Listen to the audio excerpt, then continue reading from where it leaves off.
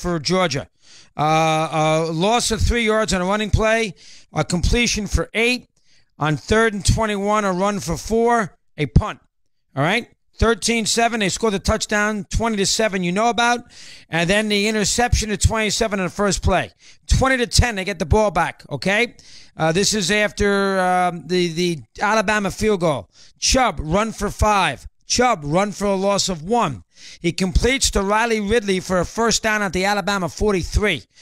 Michelle, run for 5. Then then he did a little scramble and he got hit in the head at the 39-yard line. So it would have been at the 24-yard line if they called the penalty. They did not. And then on 3rd and 6, he threw it incomplete to Ridley. All right, 20-13. So those are 2 drives. They did absolutely nothing, and they refused to throw the football.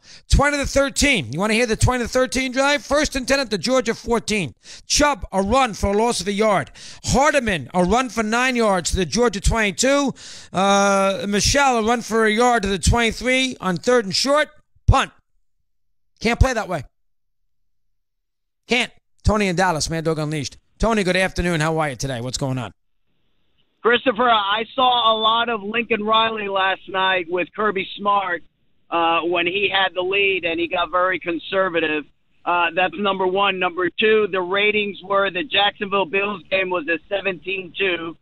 So they did outrage. So the Bills, that is hard to believe. The Bills and the Jaguars at 1 o'clock Sunday. Now, I know America was frozen, but that game on CBS did at 1 o'clock did a 17, and it outdid the Georgia championship game against Alabama. That is hard to believe. Go ahead. But Chris, to your point yesterday, if college football would have ended around New Year's, it's really hard to go NFL and then go back to college football. I think there's some truth to that. Number two, a lot of people were sour. There were 2 SEC teams. Now, I will say this. Everybody says they claim they love the underdog, but if Central Florida was in that game last night, that would have drawn a 9 because nobody would have watched that either, and especially if the game was a blowout at halftime. But let me make one last point on Sabin, and you've touched on this before. The fact that Sabin did make that change last night, which I agree with you. Even Kirby Smart said, I told all my coaches at halftime that Tua was going to come in, so it really wasn't any surprise. Hershey talked about it before halftime.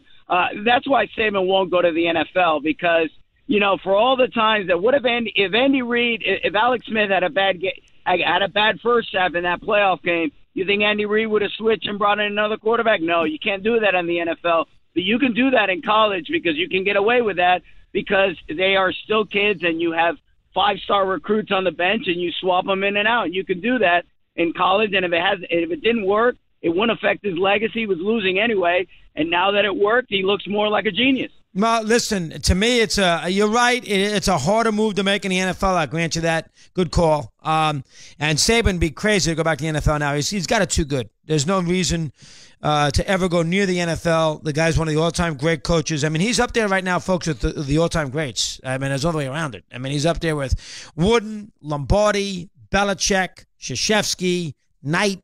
He's in the Bear Bryant. He's in the conversation. So Ara Parsegan, you name it, he's in it. Eric in Long Island on Mad Dog Unleashed. Eric, good afternoon. How are you today?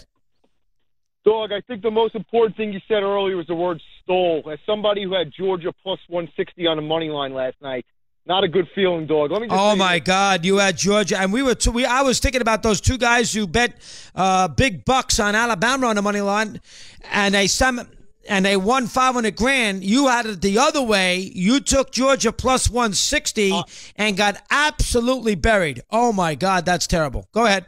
Let me just say this about the kid, dog. To me, the biggest play he made was early third quarter, the second possession. I know you alluded to it, but that would have been 2 consecutive drives or 3 and out.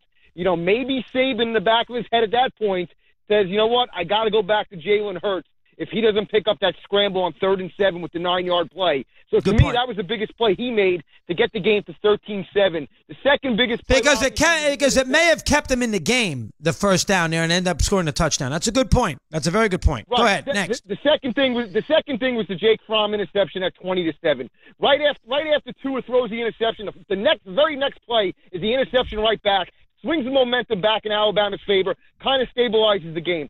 But to me, of all the penalties, the two biggest in my mind was obviously the one where they didn't call the personal foul, hitting the head into the turf. But did you notice on the pass interference call on 39, that ball was 10 yards into the sideline, completely out of bounds. It was an uncatchable pass. There was no need for a flag there. No, terrible call. And I say this. And they would have punted because there was about 6 minutes to go in the game. They would have punted, and it would have been Georgia ball up 7 with the football after that punt by Nick. So there you go. That was a huge play. Good call. Terrible call. I mean, folks, there's no way around it. You can be an Alabama fan with the pom-poms out until the cows come home. And Georgia, you can't put all the blame on the penalties. But Alabama won this game. This was a gift. This was a gift from the heavens. There's no way around it. A gift. We continue.